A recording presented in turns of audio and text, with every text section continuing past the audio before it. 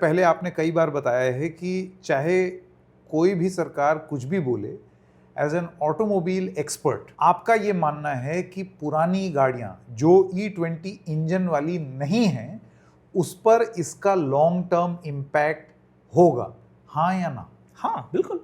और ये बात की आवाज़ तो हम उन लोगों में थे जिन्होंने सबसे पहले आवाज़ उठाई थी।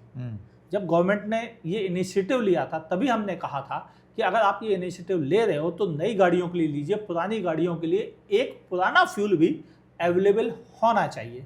ये हमारा सजेशन था और इस बारे में ऑलरेडी मेरे ही चैनल पर आज से 6 साल पहले एक वीडियो आया था जिसने बताया था क्या प्रॉब्लम्स है इस चैलेंज के साथ। उस समय गवर्नमेंट ने ये नहीं तय किया था कि वो 20% तक जाएंगे, लेकिन हमने एथेनॉल ब्लेंडिंग को लेकर प्रॉब्लम के बारे में बात की थी। फिर उसके बाद जब गवर्नमेंट ने ऑलरेडी कहना शुरू कर दिया कि है, तो मैं पिछले साल ऑलरेडी इस पर काफ़ी आवाज़ उठा चुका था और कई गवर्नमेंट की प्रेस कॉन्फ्रेंस में भी क्रॉस क्वेश्चन ऐसे किए थे जिनको लेकर मतलब काफ़ी लोग नाराज़ हो गए थे कि उनकी भौहें तन गई कि इतना ज़्यादा क्यों पूछा जा रहा है।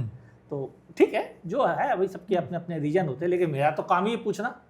आखिर डायरेक्टली इनडायरेक्टली जुड़ा तो पब्लिक से लिया हूँ, तो पब्लिक के सवाल तो उठेंगे।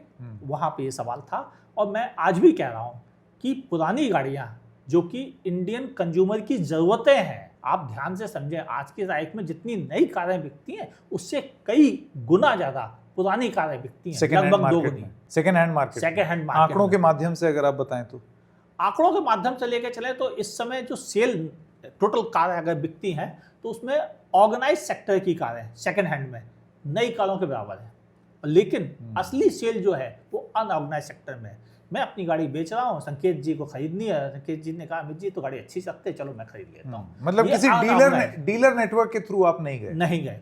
ऐसी बिकने वाली गाड़ियों की संख्या लाखों में है और वो नई गाड़ियों के मुकाबले कई गुना बिकती हैं। इंडिया में पिछले साल 2025 में लगभग 43 लाख न्यू कारें बिकी हैं, जबकि ऑर्गेनाइज सेक्टर में भी लगभग 40 लाख गाड़ियां बिकी हैं और अनऑर्गेनाइज जिसके बारे में अनुमान ये है कि शायद वो 70 लाख के आसपास बिकी है। ये कितने साल का आप रिकॉर्ड ले रहे हैं? ये एक ही साल का है।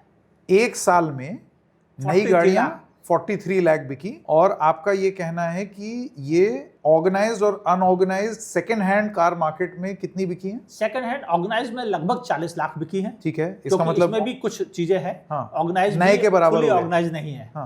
और जो अनऑर्गेनाइज है, जैसे आपस में पर्सनल डील वाली, उनकी तो गिनती का आंकड़ा केवल ये है कि शायद 70 के आसपास है वो, क्योंकि उनको कभी कैलकुलेट किया ही नहीं जा सकता। तो ये 70 + 40 आप बता रहे हैं। हाँ।